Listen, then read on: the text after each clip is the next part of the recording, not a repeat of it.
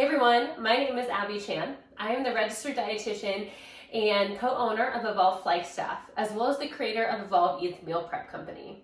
Today, we are going to be talking about Knife Skills 101. The reason for this is because I'm assuming that you're cooking a little bit more at home right now, and I want to make sure that you are being as effective and safe as possible so that we are saving all of our healthcare workers to fight the COVID crisis as opposed to suturing your fingers back together. So let's dive in. All right, so first things first, wash your hands for at least 20 seconds with soap and water. Next, let's talk about setup. So I want to have everything that I need already laid out here. So you want to obviously have a cutting board, a towel, I'll show you what this is for in a second, a compost, if you have a compost, I just posted about it. I like having a clear jar because it reminds me when to take it out. And then you want something to put all of your chopped vegetables in. And so let's first talk about knife basics. So this is a basic chef's knife. And this is really, really fantastic because what I want to look for in a chef's knife is first, I want to have this, make sure I have a really good butt on it. So that sounds kind of ridiculous. But when I'm holding my knife is I want to grasp it around the handle. And then instead of holding here or maybe holding here, because that won't give us as much control as we need when we're chopping. So what I really want to do is I want to hold right here at this butt. And what that'll do is that'll allow me to not just cut from my wrist, but it'll allow me a little bit more control with utilizing my whole arm. Also, you'll notice that a chef's knife has a really nice rock to it, so it has this rounded edge here. And with this, it's gonna help me be a little bit more precise with the size of the things that I'm cutting, and it's just a lot easier to use. So as I'm setting up here, if I have a slippery surface, I want it, or an uneven surface, I want to always put a wet dish towel underneath here, because what that'll help me do is that'll make sure that things aren't sliding around as I'm chopping. So this is really secure now. So we are gonna start with some carrots, potatoes, and onions. This is gonna go into a soup, so this is all gonna go into the same container. If you're prepping things for the week or batch prepping, I would definitely keep your onions separate from other things unless you want everything to taste like an onion. So we're gonna first start with all of our clean vegetables. So these have already been washed, but we're gonna start with the potato. I'm gonna do my onion last because I will cry through this whole thing if I don't. So when we start chopping, first things first is with my hand that's going to be holding onto that vegetable, so me, it's my left hand, I want to not hold things like this because as you can imagine, if I'm chopping, those fingertips are the first things to go. So what I want to do is I want to hold here and I want to kind of find this claw-like hand grip, because what that will do is that'll make sure that this knuckle is the first thing in contact, and it's going to be this really nice flat edge as opposed to my middle fingers, because sometimes I really need those. So let's first start off with just finding a flat surface. So I want to just shave off a little bit of this potato so that it's not rolling around everywhere as I cut it, but so that it's nice, flat, and something simple to work with. I'm then going to find this claw-like grip on my potato, and I'm just gonna dice this into cubes. So something like either breakfast potatoes or something you'd put in a soup. So chopping through this nice and evenly. And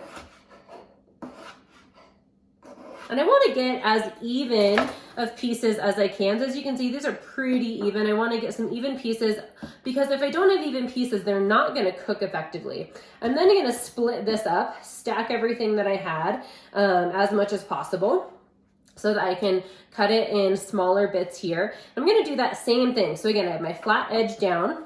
I'm gonna start on the edge and have some of these nice, even, simple pieces here. I'm gonna put these to the side for a moment. Do that with my other bit. This doesn't have to be as fast as I'm doing it, that's totally fine.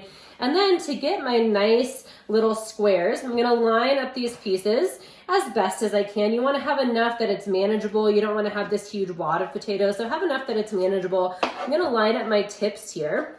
And again, just chop. Nice, easy, simple squares. So I'm going here, same thing, line it up as much as possible. And as you notice here, I'm gonna try to keep the tip of my knife down as I chop. So here I have these really nice, even potato squares that are gonna cook at about the same rate. And that's gonna be what I'm going for. My next thing is that as I'm scraping things off my board, one of my biggest pet peeves is when people take the really sharp edge of the knife and scrape off. That'll just make you have a more dull knife. So what I like to do is I just like to flip it over and scoop it off. So it's gonna do the same thing. I'm gonna flip it and turn it. Great. So any other little extra pieces, I'll just deal with those at a later time. Don't wanna mess with those right now. Next thing, if you noticed, I didn't peel my potato or my carrot, and there's a reason behind that. As a dietitian, I'm also looking at how can I preserve as many nutrients as possible. So the way I can do that is by keeping the skin on. The skin is the protective barrier of fruits and vegetables and has a ton of nutrients. If it's protective for the plant, it's also protective for you. So there's tons of nutrients, vitamins, and minerals in the skin. So I like to keep it on unless I'm going in for a specific aesthetic appeal. So first thing I'm gonna do is I'm gonna just chop these ends off. And instead of putting them in my compost, I'm actually gonna give these to Coach Kona because she loves them. Ready, girl? Oh, good catch. Ready? Good girl. Good. So she's really good at catching. So I'm going to chop this in half again so it's not as unruly. And I'm just going to keep, I'm going to let it roll just for a second. I'm going to have a really nice firm grip on it so that I can chop it in half and get those flat edges. So I have these flat edges here. I'm gonna go through what I like to normally chop for a salad and then what I normally like to chop for a soup. So with a salad, I just like to cut them in half. Same thing, finding this claw, keeping this tip down. I'm going to just gently start to make these into some pretty small, even translucent pieces for some of these so that they're not big chunks of carrot, but nice bite-sized pieces. Great. They're their salad carrots, but technically these are all going into a soup, so it's fine. So what I'm gonna do with these bigger parts of my carrot is I'm gonna cut those one more time into quarters. Again, line up the edges, nice and even, chop. These are gonna be a little thicker because they're gonna cook a little bit longer and I don't want them to completely disintegrate. So this is a chop, a nice thick large chop. These are gonna be, again, thicker, really great for putting in a soup. Awesome. Last thing, I'm sure the thing that you guys have all been waiting for is the onion. So the onion is, always makes me cry, so hopefully I don't start crying. But we have two ends. So we have the root end and we have the sprout end. We want to keep this root end on because one, it'll make sure that all of those aromatics don't get released, so we're not going to cry as much.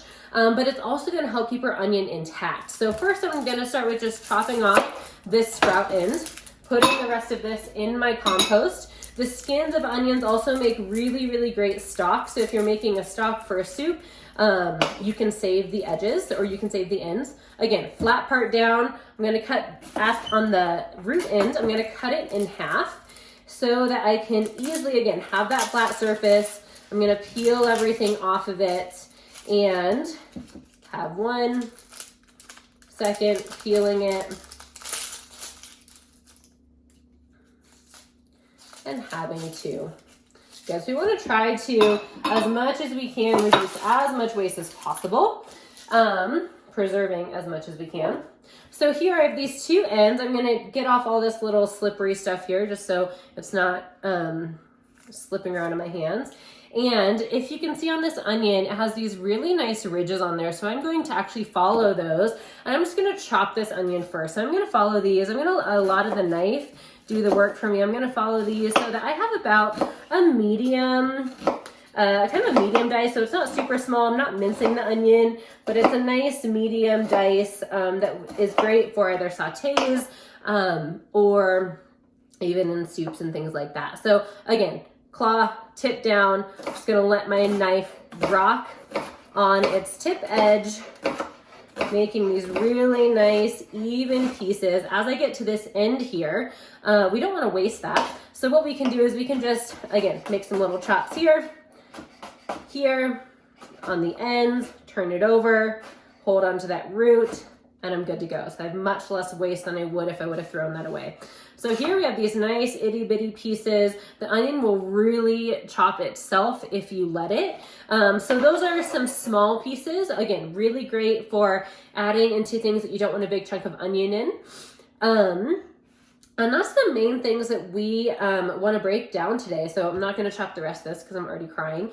But what we can do, what we want to do with this is then obviously put it in our reciprocal, save it for later.